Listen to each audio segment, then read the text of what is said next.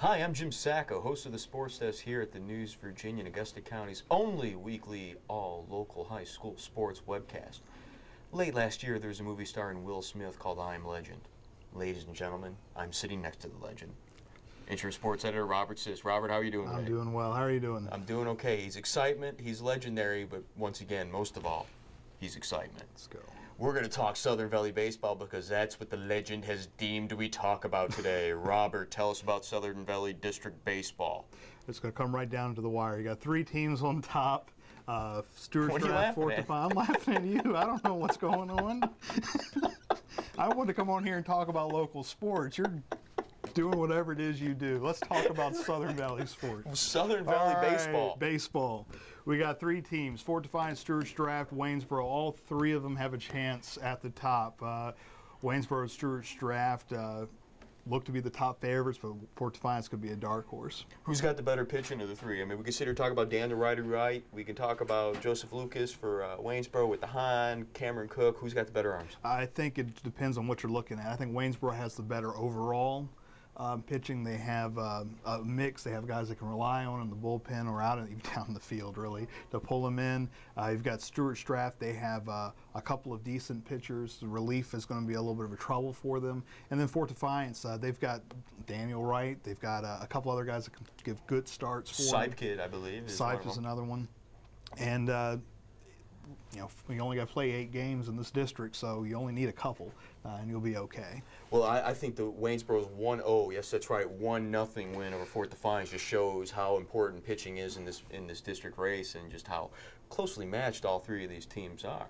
Exactly. I think it's really going to be one of those things that comes down to the last week. Depends on how the schedule plays out for each of these teams. Who's got who last, rain, who's going to have a 3-game district week, or who's going to have a 1-game district week.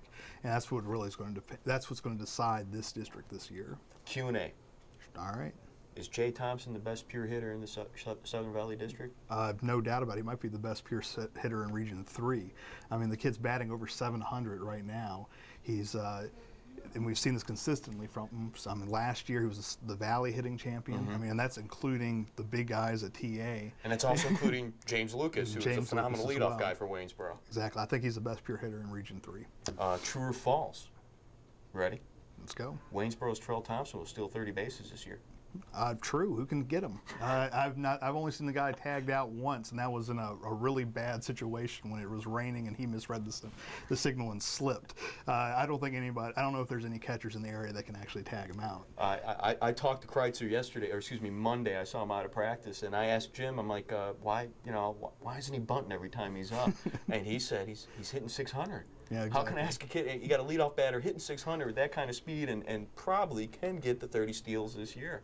Is there a quicker guy in the Southern Valley than him?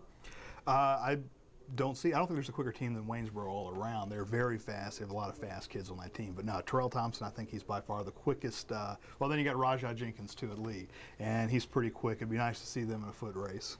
Where does you mentioned Lee? Where does Lee fall in all this? Are they kind of like that lost team that I mean, I know they're young. They really don't have an established arm. Where do they fall into this race? They're like the confused second child. They want to be there. They've got the tools to be there. They just haven't come together yet. And maybe we'll see that in a couple of years.